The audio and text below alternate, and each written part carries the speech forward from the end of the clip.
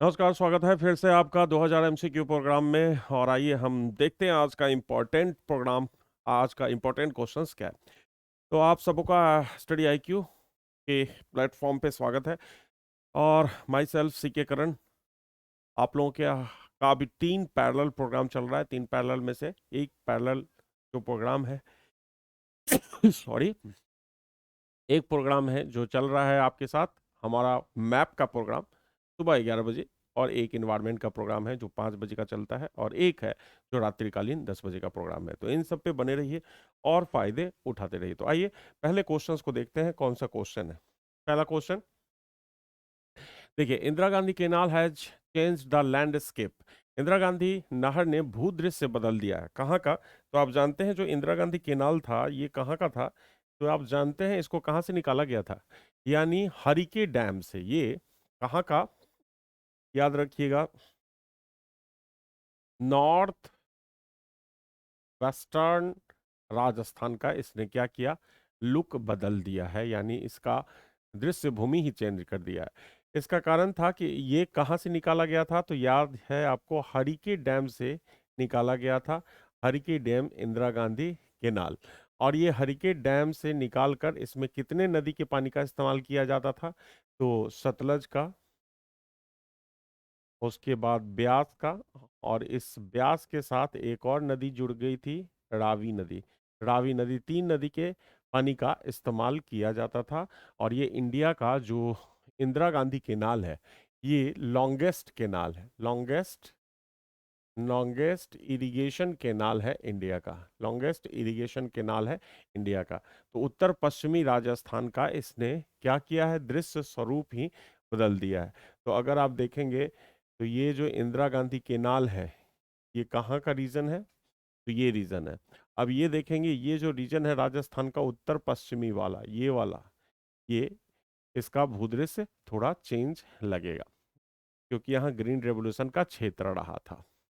अब देखिए, main central thrust separate, इसमें कहा जाता है मेन सेंट्रल थ्रस्ट किन दो रेंज को अलग करता है? तो याद रखिएगा कि हमने आपको बताया था कि हिमालय में 3 रेंज है। एक है ग्रेट हिमालय, एक है मिडिल हिमालय, और एक है शिवालिक हिमालय। तो शिवालिक हिमालय को हम आउटर हिमालय भी कहते हैं। आउटर हिमालय भी कहते हैं। आउटर हिमालय भी कहते हैं शिवालिक हिमालय को। तो ये पूछ रहा है मेन सेंट्रल थ्रस्ट, यानी मेन सेंट्रल थ्रस्ट इनमें से किन दोनों हिमालय के बीच है? यानी एक तरह का ये दरार समझ लीजिए, फॉल्ट है। तो ये MCT के नाम से जाना जाता है, जो ग्रेट हिमालय और मिडिल हिमालय के बीच में अवस्थित है। यानी ये ग्रेट हिमालय और लिटिल हिमालय, ये जो क्षेत्र है, लिटिल हिमालय का मतलब है मिडिल हिमालय। लिटिल हिमालय का मतलब होता है मिडिल हिमालय का जो क्षेत्र है। समझ गए? तो ये डी ऑप्शन इसका करेक्ट होगा। D option is the correct option. Next question देखते हैं। नेक्स्ट क्वेश्चन देखते हैं। Which of the following statement are correct? निम्नलिखित कथनों में से कौन से सही है? निम्नलिखित कथनों में से कौन से कथन सही है? जरा देखिए कौन से कथन सही है। The Ganges river originate from Gangotri, कहता है गंगा नदी गंगोत्री ग्लेशियर से निकलती है। ये तो सही है statement. It's name Ganga falls from Vishnu Prayag, तो आप जानते हैं ये गलत है, क्योंकि गंगा 2 नदियों के मिलने से बनता है। ये कौन कौन? तो आप जानते हैं, एक है अलकनंदा, अलकनंदा, और दूसरा है भागीरथी। भागीरथी। तो भागीरथी और अलकनंदा जहां मिलती है वो जगह है देवप्रयाग। वो कौन सा जगह है? देवप्रयाग है। और देवप्रयाग के नाम के बाद इसका नाम क्या हो जाता है? इसका नाम हो जाता है गंगा। तो याद रखिएगा, जो गंगा है वो देवप्रयाग से बनती है, न कि विष्णु प्रयाग से बनती है। समझ रहे हैं? देवप्रयाग से नहीं बनकर किससे बन रही है? विष्णु प्रयाग से बन रही है। समझ गया? तो ये स्टेटमेंट गलत है। Its name is Alaknanda in the upper most route. ये इट्स नेम इज अलकनंदा, ये भी गलत गलत है इसका स्टेटमेंट गंगा के बारे में। Gangotri glacier fall in the trans Himalayan region, ये भी गलत है, क्योंकि गंगोत्री जो ग्लेशियर है ये कहाँ है? ग्रेट हिमालय में है, ट्रांस हिमालय में नहीं है। याद रखिएगा कहाँ है? ये ग्रेट हिमालय का क्षेत्र है। तो कौन सा सही हो गया? सिर्फ और सिर्फ वन, वन इज करेक्ट, यानी C is the correct option, C one is the correct option, C is the correct option. Next जरा देखिए, in the year 1991 the percentage of rural population. अब इस 1991 को आप क्या कीजिए, इसको चेंज करके 2011 कर दीजिए। 2011 में रूरल पॉपुलेशन कितना है, रूरल पॉपुलेशन कितना है? तो याद रखिए 2011 के हिसाब से जो अर्बन पॉपुलेशन है, याद रखिएगा 31% है। अर्बन पॉपुलेशन कितना है? ये 31% है। तो रूरल पॉपुलेशन कितना हुआ? रूरल पॉपुलेशन कितना हुआ? 69%। तो 69% हमारा टोटल क्या है? Rural population, rural population. समझ गए? तो इसमें से कौन सा जवाब सही होगा? तो कोई भी जवाब नहीं है, इसको 69% कर दीजिएगा, क्योंकि ये 2019 1991 का आंकड़ा है, आपको 2011 का याद करके रखना है। तो ये है 69%, याद रखिएगा 69%। नेक्स्ट है, which of the following vessels is called manganese vessel? निम्नलिखित में से कौन सा पोत, पोत को वेसल्स कर दिया है, इस वेसल्स को पोर्ट कर दीजिए, पोर्ट। यानी ये गूगल का थोड़ा सा दिक्कत है, वो गूगल ट्रांसलेशन नहीं कर पाता। तो ये देखिए, कहा जाता है, वैसे में याद रखिएगा हमारे इंडिया के ईस्टर्न कोस्ट से मैग्नीज का एक्सपोर्ट किया जाता है। ये जो ईस्टर्न कोस्ट है, जिसमें दो पोर्ट है, एक तो विशाखापत्तनम, एक विशाखापत्तनम जो आंध्र प्रदेश में है, जो इंडिया का सबसे डीपेस्ट पोर्ट है। कौन सा पोर्ट है? सबसे डीपेस्ट पोर्ट है। और एक है पारादीप, पारादीप पोर्ट्स। तो अगर मैं कहूं कि इसमें पारादीप आंसर में नहीं है, तो इसका मतलब ऑप्शन में नहीं है, विशाखापत्तनम होगा। तो आप जानते हैं उड़ीसा, जो उड़ीसा और एमपी कहा जाता है, ये दो मुख्य मैग्नीज प्रोडक्शन स्टेट्स हैं, उड़ीसा और एमपी। और इसका मैग्नीज एक्सपोर्ट कर दिया जाता है कहाँ से? विशाखापत्तनम से। तो याद रखिएगा विशाखापत्तनम, इसको मैग्नीज पोर्ट के नाम से भी जानते हैं, मैग्नीज पोर्ट के भी नाम से जानते हैं। नेक्स्ट देखिए, अब नेक्स्ट क्वेश्चन है, which iron steel factory of India is associated with Krupp Demag due of Germany? Germany के क्रुप डिमाग ये कंपनी था जर्मनी का, जिसमें हमारे इंडिया में आयरन एंड स्टील इंडस्ट्री लगाई थी। अब हमारे यहाँ जो जानते हैं आप कि जो जो भिलाई स्टील प्लांट है, ये किसके सहयोग से बना था? यूएसएसआर, यानी रूस के सहयोग से बना था। भिलाई स्टील प्लांट किसके सहयोग से बना था? USSR. Durgapur steel plant Britain के सहयोग से बना था, ब्रिटेन। और राउरकेला जो जर्मनी के सहयोग से बना था, उसी में आप देखेंगे कि ये जो क्रुप दिमाग क्रुप दिमाग दिमाग ये कंपनी है, ये राउर किला से संबंधित है। यानी राउर किला जो सेकेंड 5 ईयर प्लान में बनाया गया था, ये राउर किला हमारे यहाँ स्टील प्लांट, इसी का संबंध है। क्रुप दिमाग कंपनी जर्मनी की कंपनी है, उसी ने इसको बनाया था, उसी के सहयोग से बनाया गया था। नेक्स्ट क्वेश्चन है, the famous state growing 3 paddy crops, Aman, Aus and Boro. तो याद रखिएगा धान की 3 जो फसल है, इधर देख लीजिए, अमन, ऑस और बोरो। अगर आपसे पूछा जाए ये 3 जो वेराइटी है, ये उगाने वाला जो प्रदेश है ये कौन सा है? तो याद रखिएगा ये अमन, ऑस, बोरो, अगर इन तीनों को मिला दें तो सालों भर चावल की कृषि होती है, यानी राइस प्रोडक्शन अगर आपसे कहा जाए, तो ये सालों भर करने वाली ये फसल है, जो अमन, औस, बोरो है। और ये कहाँ किया जाता है? तो याद रखिएगा वेस्ट बंगाल और आसाम में, वेस्ट बंगाल और आसाम में इसको किया जाता है, अमन, औस और बोरो को। तो याद रखिएगा ये। तो इसमें कौन सा जवाब हो जाएगा? D option is the correct option, D is the correct option, D इसका सबसे सही जवाब होगा, D is the correct option. Next question देखिए, next question, according to the 1991 section the population density in India is, वर्ष 1991 की जनगणना के अनुसार।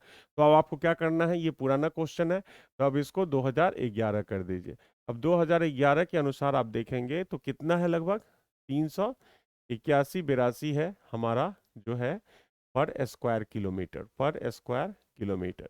382 हमारा पॉपुलेशन डेंसिटी है, ये 382। ये पहला है, ये पहले का है, तो ये अब याद आपको नहीं करना है, 382 आपको याद करना है। नेक्स्ट क्वेश्चन है, which of the following statement is incorrect? निम्नलिखित में से कौन सा कथन गलत है? निम्नलिखित में से कौन सा कथन गलत है? Which of the following statement is incorrect? निम्नलिखित में से कौन सा कथन गलत है? अब देखिए, द विंटर रेनफॉल पूछा जा रहा है, the winter rainfall in northern India is cyclonic in nature. तो winter rainfall in northern India in cyclonic, उत्तर भारत में जो शीतकालीन वर्षा होती है उसका स्वभाव चक्रवातीय है। तो ये तो आप जानते हैं, आपको हमने बताया था कि ये साइक्लोन है, लेकिन ये कौन सा साइक्लोन है? टेम्परेट साइक्लोन है। अब टेम्परेट साइक्लोन का विकास कहाँ पे होता है? तो मैंने आपको बताया था कहाँ पे होता है ये, मेडिटेरियन सी के ऊपर, भूमध्य सागर के ऊपर है। और मैंने कहा था कि इसको जेट स्ट्रीम के द्वारा हमारे इंडिया में लाया जाता है। तो ये स्टेटमेंट तो सही है। The reason for relatively less rainfall in Bangalore is its position in the rain shadow, ये भी ठीक है। बेंगलोर में कम वर्षा होने का कारण ये पश्चिमी घाट से के रेन शैडो एरिया में है अवस्थित, ये भी सही है। The aridity of the Thar desert is not due to position of the Aravalli range, ये गलत स्टेटमेंट है। ये कह रहा है कि मैंने आपको बताया था कि जो थार रेगिस्तान है इसके विकास का कारण अरावली का लोकेशन है। ये कह रहा है अरावली का लोकेशन थार के विकास का कारण नहीं है, तो इसका मतलब ये स्टेटमेंट गलत है। Cherrapunji does not receive the highest rainfall in the world, और ये भी सही है। हाईएस्ट रेनफॉल चेरापूंजी, मौसिनराम, यही दो हैं जो रिसीव करते हैं। इसका मतलब ये तीनों स्टेटमेंट सही है, ये इनकरेक्ट है। इसका मतलब सही जवाब क्या होगा? सी ही इसका सही जवाब होगा। C is the correct, C is the correct answer, is the correct answer. अब आइए नेक्स्ट क्वेश्चन देखते हैं। नेक्स्ट क्वेश्चन, नेक्स्ट क्वेश्चन है, Rihand river is a tributary of which river? पूछा जा रहा है रिहंद के बारे में। अब मुझे बताइए, Rihand river is a tributary of which river? Rihand नदी किस नदी की सहायक नदी है? Rihand river is a tributary of which river? Rihand, अब रिहंद आप जानते हैं किसकी सहायक नदी है? सोन नदी। तो सोन की जो सहायक नदी है रिहंद, इस पे एक डैम है जिसका नाम है रिहंद डैम। अब ये जो डैम बना हुआ है, जो सोनभद्र जिला में बना है, कहाँ बना है? सोनभद्र, सोनभद्र डिस्ट्रिक्ट में। अब सोनभद्र डिस्ट्रिक्ट कहाँ है? तो आप जानते हैं ये यूपी में है, ये यूपी में है। और इसके पीछे जो पानी जमा किया गया है, इससे एक जलाशय का निर्माण हुआ है। जलाशय का मतलब झील, तो आर्टिफिशियल झील जिसका नाम है गोविंद बल्लभ, बल्लभ पंत सागर, गोविंद बल्लभ पंत सागर। तो ये सोन नदी के सहायक नदी है रिहंद नदी, जिस पे ये बना है। तो Son is the correct answer, याद रखिएगा, Son is the correct answer. Next question देखिए, the place which supply manganese to Bhilai iron and steel factory. तो याद रखिएगा ये manganese, the place which supply manganese to Bhilai iron and steel industry. तो आप जानते हैं Bhilai iron and steel industry कहाँ है? ये छत्तीसगढ़ में है। और छत्तीसगढ़ में इसको कहाँ कहाँ से क्या मिलता है? तो आयरन मिल जाता है इसको छत्तीसगढ़ के डल्ली राजहारा से, डल्ली राजहारा हिल्स, राजहारा हिल्स से। दूसरा, इसको कोयला मिल जाता है, याद रखिएगा, झड़िया से। झड़िया कहाँ है? तो आप जानते हैं झारखंड में है। इसके अलावा आप जानते हैं, इसके अलावा आप जानते हैं कि मैग्नीज, ये जो मैग्नीज का क्षेत्र है, ये भंडारा, ये भंडारा से मिलता है, भंडारा से, या फिर ये बालाघाट वाला क्षेत्र है वहां से मिल जाता है। बालाघाट एमपी का क्षेत्र से मिल जाता है, समझे? तो ये Bhandara, C option is the correct option. Bhandara जो एमपी का क्षेत्र है वहां से मिलता है मैग्नीज को, भिलाई को। नेक्स्ट क्वेश्चन, नेक्स्ट क्वेश्चन जरा देखिए। नेक्स्ट क्वेश्चन क्या है, when was the first railway line in India started from Mumbai to Thane? तो आप जानते हैं कब हुआ है? तो ये तो सबको पता है, मुंबई से ठाणे कितने किलोमीटर के बीच चलाई गई थी? 34 किलोमीटर के बीच ये रेलवे चलाई गई थी। और ये कौन सा गेज था? किस गेज पे ये चलाई गई थी? तो मीटर गेज पे चलाई गई थी, मीटर गेज पे चलाई गई थी, मुंबई से थाने के बीच। ये पहली रेलवे चली थी 19 1853। और ये डेट कौन सा था? 16 अप्रैल, याद रखिएगा 16 अप्रैल को ये चलाई गई थी, 16 अप्रैल। नेक्स्ट क्वेश्चन जरा देखिए। नेक्स्ट क्वेश्चन क्या है? In which year was the Tata iron and steel company established? पूछा जा रहा है कि Tata iron and steel company, जिसको हम क्या कहते हैं? TISCO.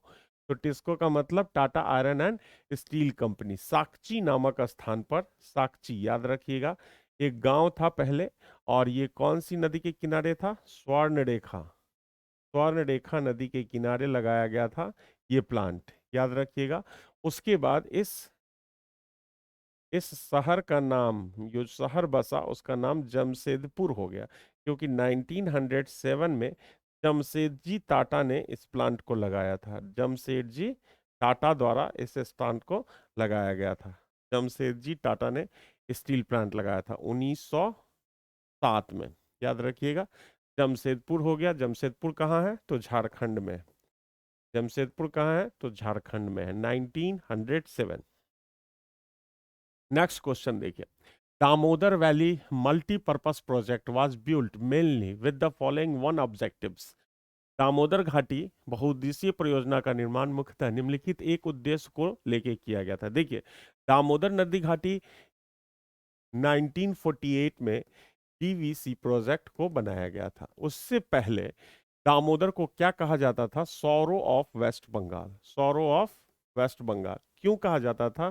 Due to flood, due to flood, यानी बाढ़ के कारण कहा जाता था। इसलिए पहला उद्देश्य इसका, दामोदर वैली मल्टीपर्पज प्रोजेक्ट का था कि पहले हम फ्लड को कंट्रोल करें, प्रिवेंशन ऑफ फ्लड इसका मुख्य उद्देश्य था। बाद में बहुत सारा मल्टीपर्पज प्रोजेक्ट ये बन गया था, यानी फ्लड कंट्रोल, सिंचाई, हाइडल पावर प्रोजेक्ट, तो बहुत सारे इसमें मल्टीपर्पस इसका, पर्पस मल्टीपर्पस इसका, बहुत सारे पर्पस से फिर इसका विकास किया जाने लगा। लेकिन इसका प्राइमरी जो मकसद था वो था फ्लड कंट्रोल, बाढ़ों की रोकथाम के लिए इसको डेवलप किया गया था। Next question. नेक्स्ट क्वेश्चन देखिए। The highest mountain peak of South India. आप जानते हैं दक्षिण भारत की सबसे ऊंची चोटी कौन सी है? अनाईमुदी चोटी है, जो 2695 मीटर है। और ये कहाँ है? ये केरल में है। और किस हिल्स पे है? अन्नामलाई, अन्नामलाई हिल्स पे है। और अन्नामलाई हिल्स कितने राज्यों में फैला हुआ है? तो दो राज्यों में, केरल में और तमिलनाडु में। तो ये दो राज्यों में अन्नामलाई हिल्स फैला हुआ है। तो C is the correct option, C is the correct option, C is the correct option. Next question है। The land area located just south of outer Himalaya. ये पूछ रहा है बा हिमालय के एकदम दक्षिण में स्थित भूभाग कैसा है? तो बा हिमालय आप जानते हैं कहाँ, किसको कहते हैं? बाहरी हिमालय या आउटर हिमालय। तो ये आप जानते हैं इंडिया के सबसे नॉर्थ में ग्रेट हिमालय है, उसके नीचे है मिडिल हिमालय, उसके नीचे है शिवालिक हिमालय। लेकिन अगर मैं इसकी बात करूं तो शिवालिक हिमालय से जस्ट नीचे आप देखेंगे तो कंकरीला पथरीला क्षेत्र होता है। क्योंकि ये जो रीजन आता है शिवालिक हिमालय से नीचे वाला, इस रीजन को हम क्या कहते हैं? Bhabhar region, Bhabhar, Bhabhar region. तो भाभर रीजन क्या है? ये रीजन है। तो भाभर रीजन, ये A is the correct answer, A is the correct answer. Next question. अब नेक्स्ट क्वेश्चन जरा देखिए। नेक्स्ट क्वेश्चन क्या है? Which of the following pairs is not correct? Which of the following pairs is not correct? ये दर्रा से है।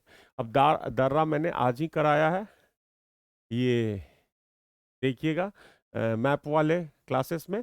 तो जलेपला दर्रा ये सिक्किम में है, ये एसिमिलेटेड है, ये ये करेक्ट है। हिमाचल प्रदेश में सिपकिला है, ये भी करेक्ट है, आप जानते हैं।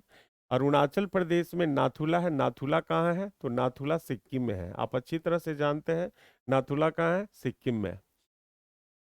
तो ये इनकरेक्ट है। जम्मू एंड कश्मीर में द्रास रेट रहा है, द्रास दर्रा है। तो द्रास सेक्टर आप जानते हैं, द्रास, द्रास जो है ये जास्कर रेंज में है। और जास्कर कहाँ है?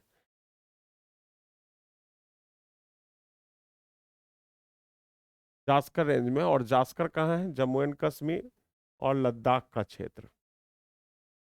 इसका मतलब है ये द्रास सही है, ये जो है गलत है, अरुणाचल प्रदेश में नहीं है। C is the correct answer, C is the correct answer. Next question, the river that originate from the south of Amarkantak range. Amarkantak range, मैंने आपको बताया था कि ये अमरकंटक रेंज जो है, सपोज कीजिए ये अमरकंटक पहाड़ी है, तो मैंने आपको कहा था कि इस अमरकंटक, ये अमरकंटक चोटी हो गया, अमरकंटक चोटी हो गया। किसी भी पहाड़ी का आप जानते हैं एक चोटी होता है, तो मैकाल हिल्स की सबसे ऊंची चोटी अमरकंटक है, और इस चोटी से दो नदी निकलती है, आप जानते हैं, एक नर्मदा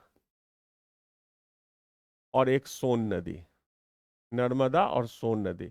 जबकि ये जो महानदी निकलती है, ये महानदी जो निकलती है, ये अमरकंटक से साउथ से निकलती है। तो महानदी इसका सबसे सही जवाब होगा, महानदी इसका सबसे सही जवाब होगा। तो महानदी, लेकिन ये निकलती है छत्तीसगढ़ से, और ये दोनों एमपी से निकलती है, सोन भी और नर्मदा भी, क्योंकि अमरकंटक ही एमपी में है। अमरकंटक कहाँ है? एमपी में है। तो A is the correct answer. Next question जरा देखिए, नेक्स्ट क्वेश्चन क्या है? The highest mountain peak of India, highest mountain peak of India, Bharatvarsh का सर्वोच्च पर्वत शिखर कौन सा है?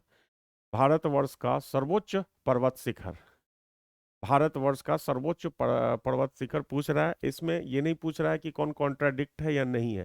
तो हमारा जो होगा वो कौन होगा? गॉडविन ऑस्टिन होगा, जिसको हम क्या कहते हैं? केटू, 8611 मीटर। लेकिन इसके साथ दुर्भाग्यवश ये है कहाँ पे? तो ये पीओके में अवस्थित है, पीओके में अवस्थित है। इसलिए ये इंडिया और पाकिस्तान के बीच क्या है? विवादित है, इंडिया और पाकिस्तान के बीच विवादित है। तो बी इसका सबसे सही जवाब होगा, B is the correct answer. Next question, the island which is outside the boundary of India is, वह द्वीप जो भारत के सीमा से बाहर है, यानी भारत का नहीं है। तो ये अमीनी, अमीनी द्वीप कहाँ है? लक्षद्वीप का पार्ट है, लक्षद्वीप का ये पार्ट है, ये लक्षद्वीप का पार्ट है। दूसरा मूर आइलैंड, आप जानते हैं ये मूर आइलैंड कहाँ है? मूर आइलैंड्स कहाँ है? तो ये मूर आइलैंड कहाँ है? तो ये वेस्ट बंगाल में आप देखेंगे, यानी बे ऑफ बंगाल में है, बे ऑफ बंगाल में है। ट्रॉम्बे कहाँ है? ट्रॉम्बे महाराष्ट्र में है, आप देखेंगे महाराष्ट्र में। पंका ये इंडोनेशिया का है, इंडोनेशिया का क्षेत्र है, आप देखेंगे ये इंडोनेशिया का आइलैंड है। इसलिए D is the correct answer, D is the correct answer.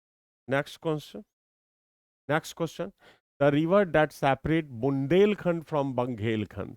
आप देखेंगे यूपी के जो क्षेत्र में, आप देखेंगे यूपी के क्षेत्र में बुंदेलखंड बंगेलखंड में एक खास नदी है जो इन दोनों को अलग करती है, ये टोंस नदी है। और टोंस जानते हैं ये किसकी सहायक नदी है? ये यमुना की सहायक नदी है, टोंस यमुना की सहायक नदी है, टोंस, टोंस नदी।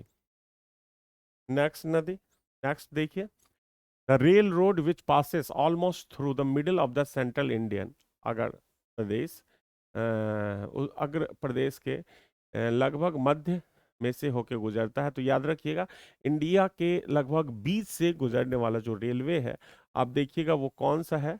ये विच passes almost through the middle of the central Indian front line, ये है मुंबई टू इलाहाबाद। तो मुंबई टू इलाहाबाद में अगर आप देखेंगे तो ये,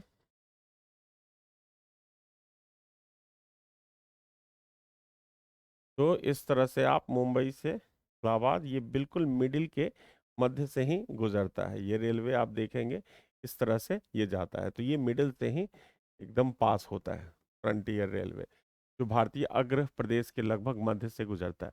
तो ये रेलवे है जो जाता है, जो फ्रंटियर तक जाता है, गुवाहाटी तक।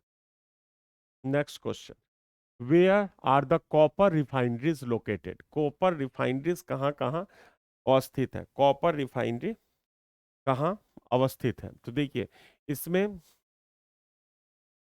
एक तो रिफाइनरीज इस पूछ रहा है, ये उत्पादन क्षेत्र नहीं पूछ रहा है। तो एक तो घाटशिला के पास है, घाटशिला के पास है जो झारखंड में है। दूसरा है खेतरी के पास, दूसरा है खेतरी जो राजस्थान में है, जो राजस्थान में है। तो इसका मतलब ये नन ऑफ द एबव हो जाएगा। इसमें मूरी में नहीं है, मूरी में नहीं है, ये घाटशिला में है लेकिन खेतरी में है। तो दो है, घाटशिला और खेतरी। उपयुक्त में से कोई नहीं होगा, उपयुक्त में से कोई नहीं होगा। Next, grand trunk road, grand tank road. तो ये इसको ग्रांड कर दीजिए, ये ट्रांसलेशन ठीक नहीं है। ग्रांड ट्रंक रोड मिलाती है, आप जानते हैं किसको किससे मिलाती है? तो आप जानते हैं ये कहाँ से कहाँ तक है? अमृतसर में, अमृतसर में आप जानते हैं बाघा बॉर्डर, बाघा बॉर्डर, बॉर्डर का जो क्षेत्र है वहां से शुरू होता है ये, और कहाँ तक जाता है? कोलकाता तक। तो कोलकाता तक, ये वेस्ट बंगाल तक जाता है। बाघा बॉर्डर से वेस्ट बंगाल तक जाता है, यानी ये है ग्रांड ट्रंक रोड, ये ग्रांड ट्रंक रोड है, बाघा बॉर्डर से यहाँ तक विस्तृत है। समझ गए? तो ये है आपका इनमें से नन ऑफ द एबव, इनमें से नन ऑफ द एबव हो जाएगा। समझ गए? नेक्स्ट क्वेश्चन, नेक्स्ट क्वेश्चन देखिए। नेक्स्ट क्वेश्चन क्या है? Govind Ballabh Sagar is the reservoir of which project? अब देखिए, गोविंद सागर अगर होता तब हम समझते भाखड़ा नंगल का है, लेकिन ये है कहाँ का? गोविंद बल्लभ, बल्लभ का मतलब गोविंद बल्लभ पंत सागर। गोविंद बल्लभ अगर आपसे पूछ रहा है तो ये पंत सागर का, पंत सागर के बारे में ही पूछ रहा है, जो कौन से नदी पे है? रिहंद पे।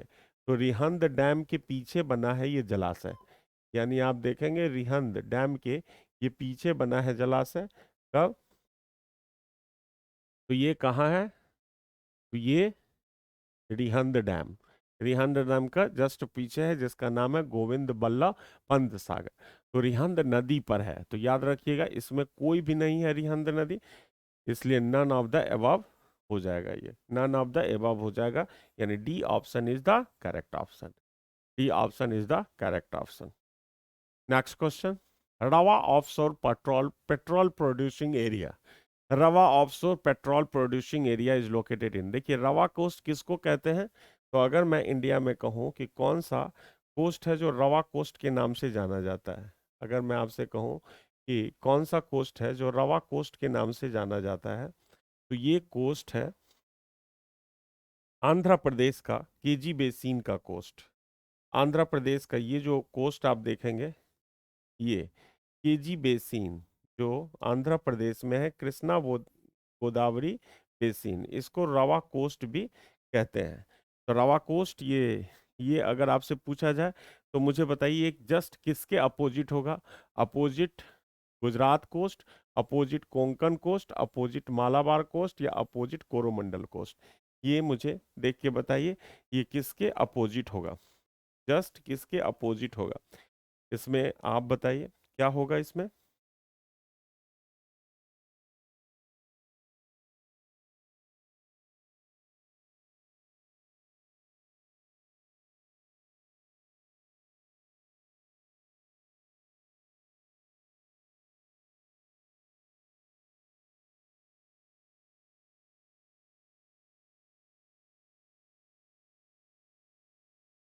तो जस्ट किसके अपोजिट होगा ये?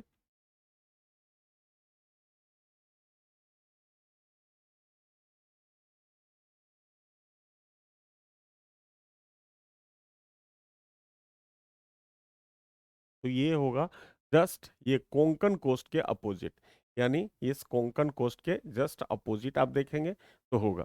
तो ये B option is the correct option, B is the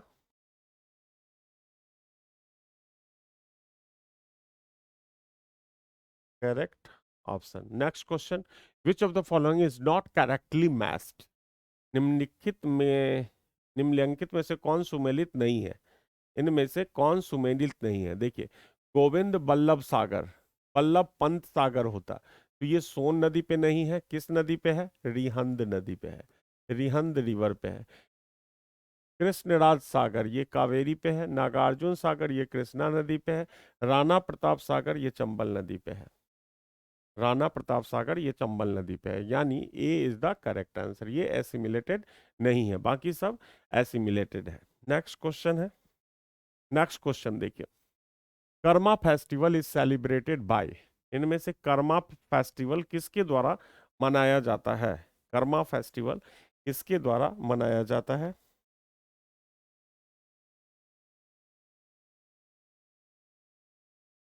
अब मुझे बताइए किसके द्वारा ये कर्मा फेस्टिवल मनाया जाता है?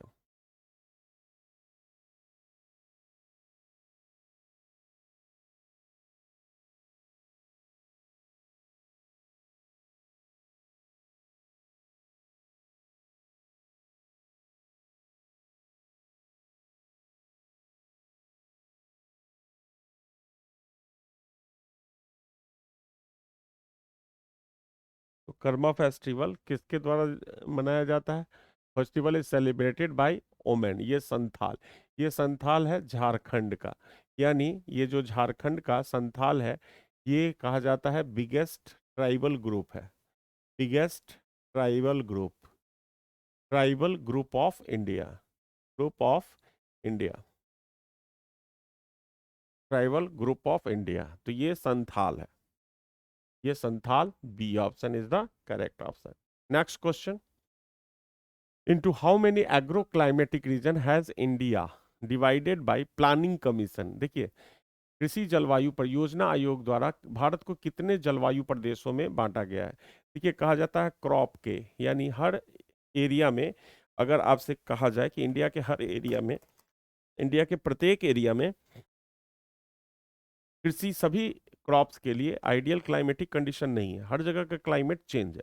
तो जलवायु के आधार पे, कृषि जलवायु के आधार प्रदेशों को निर्धारित करते हुए योजना आयोग ने 15 क्लाइमेटिक रीजन डिसाइड किए हैं, और ये सी ऑप्शन इसका सही जवाब होगा। C is the correct answer. Next question देखिए, if in the month of May a severe cyclone develops near Lakshadweep, then which of the following shelter should be most alerted? अगर मई के महीने में लक्षद्वीप के निकट एक गहरे चक्रवात का विकास होता है, तब निम्नांकित में से किस प्रोताशय को, पोताश्रय को सर्वाधिक सतर्क रहना चाहिए? यानी पोत का आश्रय, पोताश्रय। ओके, ठीक है। अब देखिए, यहाँ पे अगर लक्षद्वीप में बहुत बड़ा साइक्लोन डेवलप्ड होता है, तो यहाँ कहा जाता है मुंबई, कोचीन, चेन्नई या कांडला, इनमें से किसको बहुत ज्यादा सतर्क रहने की जरूरत है मई के महीने में? Cyclone developed near Lakshadweep, then which of the following shelter should be most alerted? Most alerted, सतर्क रहने की जरूरत है यहाँ, यानी चेन्नई, चेन्नई के, क्योंकि जब लो प्रेशर डेवलप्ड हुआ, इसका मतलब है विंड का एक्शन आप देखिएगा इस तरह से डेवलप्ड होता है। तो ये विंड एक्शन ऐसे होगा एंटी क्लॉकवाइज, यानी विंड का डायरेक्शन डायरेक्ट चोट करेगा किसको? चेन्नई को, याद रखिएगा, चेन्नई सबसे ज्यादा इफेक्टेड होगा, क्योंकि हवा की गति यहाँ बहुत फास्ट हो जाएगी। तो C is the correct answer, C is the correct answer. Next question, which of the following towns group is related to paper industry? Paper industry के लिए इनमें से कौन सा क्षेत्र है? कांडला नहीं है, फरीदाबाद नहीं है, ईटानगर नहीं है, पटियाला, चेन्नई, दिसपुर नहीं है, टीटागढ़ ये वेस्ट बंगाल में कागज का केंद्र है, आमलई ये है एमपी का क्षेत्र, और ये नेपानगर तो आप जानते ही हैं, कागज, अखबारी कागज के लिए जाना जाता है, एमपी का क्षेत्र। तो C option is the correct option, C is the correct option, Nepanagar, C is the correct option. Next question जरा देखिए, next question, in which of the following industrial region of India metal industry predominate? Bharat के निम्नलिखित में से किस औद्योगिक प्रदेश में धातु उद्योगों की प्रधानता है? धातु उद्योगों की प्रधानता है, इनमें से बताइए किस में से धातु उद्योगों की प्रधानता है? अहमदाबाद, बड़ौदा, आप जानते हैं ये जो अहमदाबाद बड़ौदा है, ये कॉटन एंड टेक्सटाइल मिल है, टेक्सटाइल मिल है। कोलकाता, हुगली, ये जूट वाला रीजन है। और छोटा नागपुर प्रदेश, ये जानते हैं स्टील, स्टील के लिए फेमस है, यानी छोटा नागपुर। सी इज द, क्योंकि इसमें बहुत बड़े बड़े इंडस्ट्री लगे हुए हैं छोटा नागपुर प्रदेश में, कोयले का भी और आयरन का भी बहुत बड़ा माइनिंग सेंटर है, जैसे बोकारो स्टील इंडस्ट्री है। ये छोटा नागपुर प्रदेश में इसकी प्रधानता है। Metal industrial, metal industry Ranchi में हैवी इलेक्ट्रिकल्स है।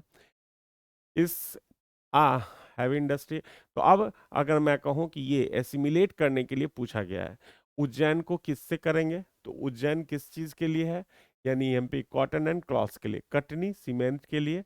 मडुआडीह आप जानते हैं वाराणसी का क्षेत्र है, ये वाराणसी का क्षेत्र है, और वाराणसी में रेल इंजन बनाए जाते हैं। इसके अलावा बेंगलोर में एरोनॉटिकल्स है। तो कौन सा हो गया, 3 4 1 2, 3 4 1 2, A option is the correct option. A option is the correct option. Next question देखिए, Guru Shikhar is a pick. Guru Shikhar आप जानते हैं ये किसका चोटी है, सबसे हाईएस्ट चोटी है, कौन सा, अरावली। अरावली रेंज का सबसे हाईएस्ट चोटी है, ये अरावली का सबसे हाईएस्ट चोटी है। और माउंट आबू है ये, तो इसी पे माउंट आबू बसा हुआ है। गुरु शिखर जो अरावली की सबसे ऊंची चोटी है, उस पे क्या बसा हुआ है, माउंट आबू बसा हुआ है, जिसको क्या कहते हैं, राजस्थान का शिमला, शिमला ऑफ राजस्थान, शिमला ऑफ राजस्थान के नाम से इसे जानते हैं। नेक्स्ट क्वेश्चन है लिस्ट 1 विथ लिस्ट 2। पूछा जा रहा है मालवा प्लेट्यू, मालवा, मालवा प्लेट्यू। ये मुझे बताइए मालवा प्लेट्यू में कौन सी मिट्टी है, तो यहाँ भी दक्कन पठार का विस्तार है, सॉरी दक्कन पठार का विस्तार है, तो कौन सी मिट्टी होगी, रेगूर। और रेगूर को हम कौन सी मिट्टी कहते हैं, दिस इज ब्लैक सॉयल। क्या कहते हैं इसको, ब्लैक सॉयल के नाम से जानते हैं। कर्नाटका पठार, कर्नाटक पठार पे रेड सॉयल है। आप जानते हैं रेड सॉयल किससे बनता है, तो ग्रेनाइट और नीस चट्टान से डेवलप्ड हो जाता है, ग्रेनाइट और नीस चट्टान से ये डेवलप्ड हो जाता है कर्नाटक रेड। रेवा प्लेट्यू, ये जो रीवा पठार है, ये रीवा पठार, रीवा पठार ये लोमी सॉइल से है बना हुआ, और ये गंगा जो वैली है, ये है एलुवियल सॉइल से। तो ये है आपका, ये है आपका कौन सा रीजन, ये है 2 मालवा, मालवा हो गया 2, 2 3 4 1, 2 3 4 1, B option is the correct option, B option is the correct option, B is the correct option.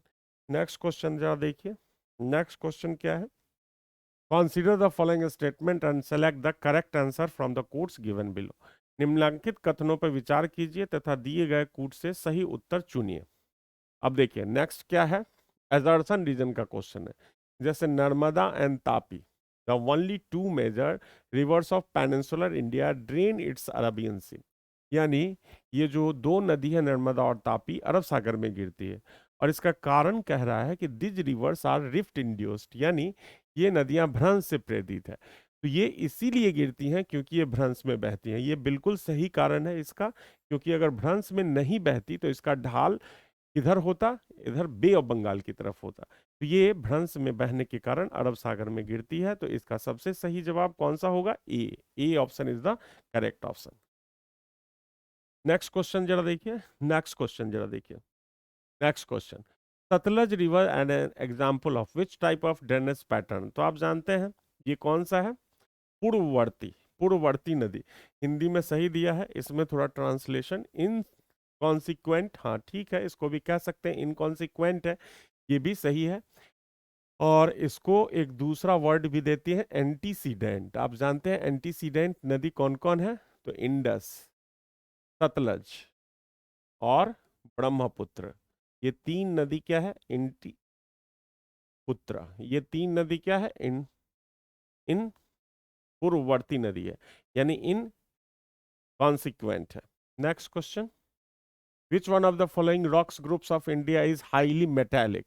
Metallic का मतलब सबसे ज्यादा मिनरल्स पाया जाता है, maximum minerals depositions, maximum minerals depositions इसमें मिलता है सबसे ज्यादा धारवाड़ में। धारवाड़ में याद रखिएगा, खनिजों के रूप में सबसे संपन्न पठार है ये, खनिजों के रूप में सबसे संपन्न पठार है। नेक्स्ट क्वेश्चन देखिए, the upliftment of the outer most range of the Himalayas named Shivalik was accomplished। Shivalik नामक हिमालय की बाहतम श्रेणी का उत्थान संपन्न हुआ है। जैसे अगर मैं आपसे कहूं तो इन द ईओसिन में ग्रेट हिमालय का निर्माण हुआ शुरू। उसके बाद आप देखेंगे कि मायोसिन में मिडिल हिमालय का निर्माण शुरू हुआ था, और इन द प्लिस्टोसिन में शिवालिक हिमालय का निर्माण शुरू हुआ। तो D option is the correct option. और इन सभी पीरियड को मिला दीजिए तो इसको हम कौन सा युग कहेंगे? Tertiary period. तो ये हिमालय का निर्माण टर्सरी पीरियड में हुआ। इन चारों काल को हम क्या कहेंगे? Tertiary, tertiary period, tertiary period. इन टर्सरी पीरियड में ये चार काल शामिल हैं। Next question, assertion, the equatorial region of Africa is sparsely populated. यानी अफ्रीका का जो विषुवत रेखीय क्षेत्र है ये बहुत कम बसा हुआ है, विरल रूप से बसा है। इसका कारण कह रहा है hot and humid climate and dense forest infested with insects and सीसी फ्लाइज आर फाउंड हेयर। तो ये ए जो है ये कारण है आर। तो कहा जाता है यहाँ बहुत उष्ण आर्द्र जलवायु तो होती ही है, उमस भरी, इसलिए यहाँ पर कम पाया जाता है। तो ये एडवर्स क्लाइमेटिक इफेक्ट है, ये बिल्कुल सही जवाब है। ए इज द करेक्ट आंसर, ए इसका सबसे सही जवाब है। नेक्स्ट क्वेश्चन है एजर्सन रीजन का, the Chinese migrated in large number in south east Asia. South east Asia यानी मलेशिया की तरफ या इंडोनेशिया की तरफ चाइना का क्या हुआ? माइग्रेशन हुआ ड्यूरिंग द कॉलोनियल पीरियड, यानी 18वीं 19वीं शताब्दी में। आप देखेंगे 19वीं शताब्दी में सबसे ज्यादा चाइनीज का क्या हुआ? माइग्रेशन हुआ साउथ ईस्ट एशिया में। उसका कारण था new economic opportunity provided by the colonial rulers acts as source of information. बिल्कुल ये सही है, इसका कारण रीजन एक है, तो इसका ए आंसर इज करेक्ट होगा। क्योंकि औपनिवेशिक अवधि में चीनियों ने बड़ी संख्या में दक्षिण पूर्वी एशिया में स्थानांतरण किया। औपनिवेशिक सत्ताधारियों द्वारा प्रदत्त नवीन आर्थिक सुअवसर प्रेरणास्रोत के रूप में क्रियाशील थे। और ये इंडिया के भी कुछ क्षेत्रों में आप देखेंगे, जैसे मालदीव में बहुत सारे लोग मॉरिशस में चले गए। तो इसका कारण यही था, आर्क था, इसलिए दोनों आंसर बिल्कुल सही है। Next question, which one of the following has the minimum height above the mean sea level? Minimum height above the mean sea level. अब जरा देखिए, इनमें अगर मैं आपसे कहूं कि जो दिल्ली की ऊंचाई है, ये दिल्ली अगर आपसे कहूं तो लगभग 300 मीटर है। जोधपुर की जो ऊंचाई है ये है 231 मीटर है। कोटा, कोटा, इसको कोटा कीजिए। कोटा की जो ऊंचाई है ये है 271 मीटर, और नागपुर की जो ऊंचाई है ये है 310 मीटर। तो इनमें से मिनिमम मिनिमम अगर आप देखेंगे तो ये आप जोधपुर का देखेंगे, this is Jodhpur 231 metre, Jodhpur. B option is the correct option. Next question, which one of the following places is situated at the conference of Alaknanda and Bhagirathi? तो देवप्रयाग अभी ही बताया था, देवप्रयाग होगा इसका आंसर। यानी ये अलकनंदा और भागीरथी जहां मिलती है इसको हम क्या कहते हैं? देवप्रयाग। और यही दोनों मिलके क्या बन जाती है? गंगा बन जाती है। तो गंगा का ओरिजिनेशन कहा जाता है भागीरथी ने किया है। भागीरथी के मिलने से अलकनंदा में देवप्रयाग का निर्माण होता है, और ये भागीरथी एक मेन स्ट्रीम के रूप में गंगा में, इसलिए ये गंगोत्री भागीरथी का सोर्स है, याद रखिएगा, उत्तराखंड में। देवप्रयाग इसका सही जवाब होगा, देवप्रयाग। नेक्स्ट क्वेश्चन है, which one of the following state has the longest coast line? तो आप जानते हैं इनमें से सबसे लंबी कोस्ट रेखा तो आप जानते हैं गुजरात की है, उसके बाद आंध्र प्रदेश की है, उसके बाद तमिलनाडु की है। ये तीन है ऊपर से नीचे के क्रम में। तो इसमें आंध्र प्रदेश है, तो आंध्र प्रदेश सही आंसर हो जाएगा। C is the correct answer, C is the correct answer. Next question जरा देखिए, the objectives of social forestry. जो सोशल फॉरेस्ट्री जो वर्ड यूज किया गया है वो किस चीज के लिए है?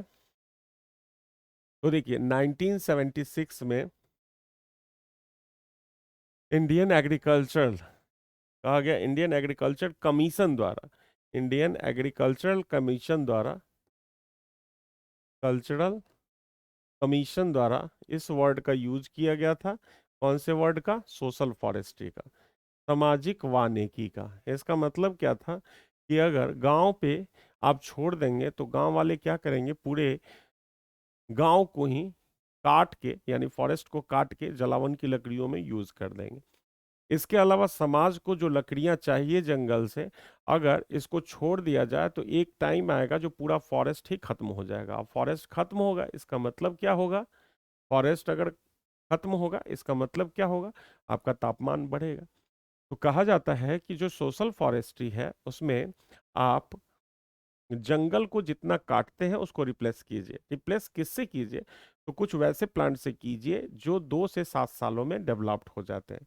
तो मानव की आवश्यकता जिससे पूर्ति हो उसको, यानी रिप्लेस कीजिए वैसे प्लांट से। जैसे आप देखेंगे बहुत सारे जगहों में, आप देखेंगे खेत के मेवाड़ पे बहुत सारे पौधे लगा दिए जाते हैं, यानी मेड़ पे पेड़, एक कोटेशंस भी है जो प्रधानमंत्री ने दिया था। वो सोशल फॉरेस्ट्री के तहत ही किया जाता है ये कार्यक्रम। इसका मतलब है इसमें से क्या होगा?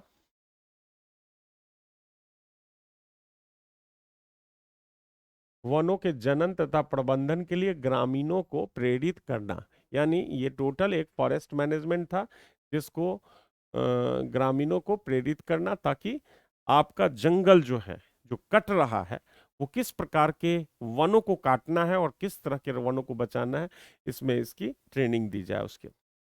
नेक्स्ट क्वेश्चन है, which of the following species has the largest regional spread in India? तो याद रखिए मैंने आपको कहा था इंडिया का बिगेस्ट जो वेजिटेशन ग्रुप है वो कौन सा है? बिगेस्ट प्लांट जो है ग्रुप है, ये साल है, याद रखिएगा, ये साल है पहला। दूसरे नंबर पे टिक आता है और तीसरे नंबर पे कौन आता है? रोजवुड। इसका मतलब हुआ कि साल जिसको कहते हैं सखुआ, याद रखिएगा, टीक जिसको कहते हैं सागवान, और रोजवुड जिसको कहते हैं सीसम। इंडिया के सर्वाधिक क्षेत्र पर फैला हुआ है साल, उसके बाद टीक, उसके बाद सीसम, यानी सागवान फिर सीसम। इसका मतलब C is the correct answer, C is the correct answer. Next question, the correct sequence of the given states, the correct sequence of the given state in the descending order with respect to the production of millets। तो millets अगर कहा जाए या बाजरा, या फिर आप देखते हैं मोटे अनाज, मिलेट्स किसको कहते हैं? मोटे अनाज को कहते हैं, कोर्स क्रॉप को। कोर्स क्रॉप आता है इसमें, क्रॉप आता है इसमें। तो मोटे अनाज में याद रखिएगा कौन है? तो राजस्थान, यूपी, हरियाणा, गुजरात। राजस्थान, यूपी, हरियाणा और गुजरात। जो लेटेस्ट डाटा है ये है, इसको मिला लीजिएगा। तो ये लेटेस्ट है जो 2021-22 का डाटा है। ये मिलेट्स में सबसे ज़्यादा है राजस्थान, उसके बाद यूपी, फिर हरियाणा, फिर गुजरात। तो ये इसका सबसे करेक्ट सीक्वेंस है। नेक्स्ट क्वेश्चन है, मैंगो की वैरायटी से दिया गया है कि कौन सा मैंगो कहाँ पाया जाता है। जैसे नीलम पूछा गया है तो ये आंध्र प्रदेश में है। अल्फांसो आप जानते हैं ये महाराष्ट्र में, रत्नागिरी क्षेत्र में पाया जाता है। रत्नागिरी में, महाराष्ट्र कहाँ? रत्नागिरी में।